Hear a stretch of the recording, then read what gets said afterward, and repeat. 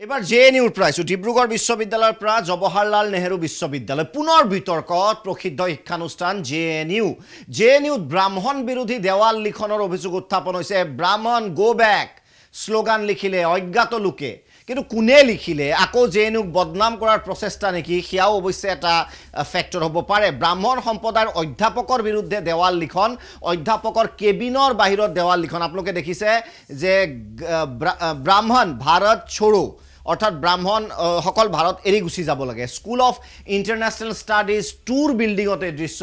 ৰঙা ৰঙৰে লিখিলে আমি আহি আছো দেৱাল লিখনৰ পাছতে জেএনইউত খৰব চৰ্চা ঘটনাত জড়িতৰ বিৰুদ্ধে ব্যৱস্থা গ্ৰহণৰ নিৰ্দেশ এনে ঘটনা গ্ৰহণযোগ্য নহয় বুলি উল্লেখ কৰা হৈছে আৰু উপাচাৰ্য মন্তব্য কৰিছে গতিকে জেএনইউৰ ৱালত জেএনইউ আকৌ কৈছো ভাৰতবৰ্ষৰ এখন অন্যতম আগশাৰীৰ বিশ্ববিদ্যালয় য'ৰ পৰা যথেষ্ট প্ৰখ্যাত লোকে শিক্ষা গ্ৰহণ কৰিছে আমি শেহতীয়াভাৱে যদি কওঁ বিত্তমন্ত্ৰী নিৰ্মলা সীতাৰমণ জেএনইউৰ পৰা তেওঁ অনুষ্ঠান তেওঁ শিক্ষা শেষ কৰিছে কানহাইয়া কুমাৰ শেহতীয়াভাৱে কংগ্ৰেছত যি যোগদান কৰিছে জেএনইউৰ পৰা শিক্ষা গ্ৰহণ কৰিছে বহু লোক আছে এনেকুৱা গতিকে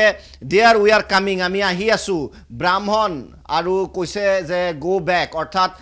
ব্ৰাহ্মণ লিভ ইণ্ডিয়া দা কেম্পাছ গতিকে তেওঁলোকে এইদৰে উল্লেখ কৰিছে আৰু এই কেম্পাছ আসলতে কেম্পাছ খালি কৰিবলৈ দিছে ভাৰত छोड़ो বুলিও লিখিছে গতিকে এক প্ৰকাৰৰ ব্ৰাহ্মণ বিৰোধী আৰু উত্তেজনা সৃষ্টি কৰিবলৈ হয়তো চেষ্টা কৰা হৈছে গোটেই ঘটনা কেন্দ্ৰ কৰি আমি আহিছো এতিয়া পৰৱৰ্তী ইস্যু অফ দ্য ডে সত্ৰৰ ভূমি সম্পৰ্কত প্ৰতিবেদন দাখিল কৰা হ'ল ডিটেইলছটো জনাম পৰৱৰ্তী ইস্যু অফ দ্য ডে